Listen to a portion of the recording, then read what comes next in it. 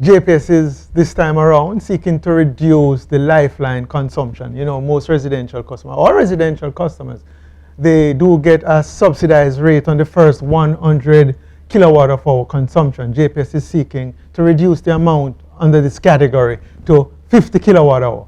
And of course, residential customers, they are now, looking to put 3 tiers in place under that 50 kilowatt hour. And then there's 51 to 500 kilowatt hour. That's a category of customers that will pay a different rate than people who consume over 500 kilowatt hours. So there are 3 tiers for the residential.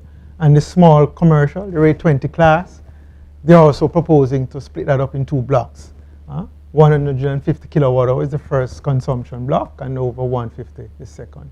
Large customers, the rate 40 customers.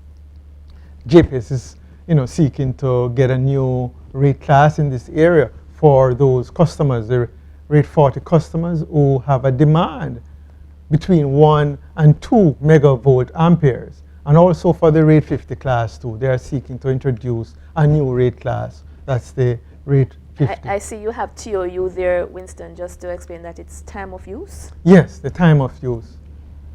I know you all don't talk English, Yes, I can understand. You technical people. Yes. Yes. That's the time of use. Yes.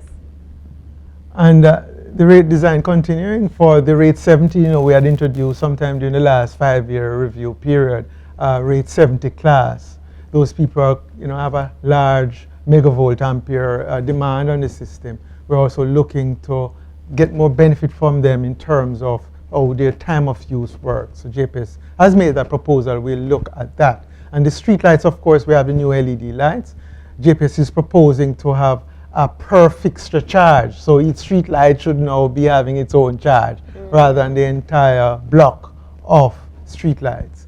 And of course, there's a distributed generation tariff that's been proposed, where customers who have their own supply at home and those people who are, having their own generation at source, JPS is proposing a tariff as to how they would connect to the grid. There's the EV tariff.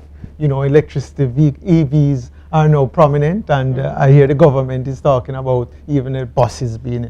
Oh yes, it's going to be a buzzword. Right, and so JPS has made proposal as to what will be, their EV rates, and so we'll take a close look at that. And also, those customers who want to wheel tariff, JPS has, interestingly put forward a methodology as to how wheeling should apply. So those customers who really want that wheeling thing to get going, because they are now generating all that power at their plant, they would want to transport to other facilities. JPS is now, making the proposal for that. And of course, guaranteed standards and overall standard, that's also there.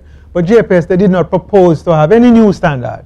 And of course, we are looking at if in fact, yes, what is there is sufficient enough to hold them accountable to you, the viewers and the ratepayers.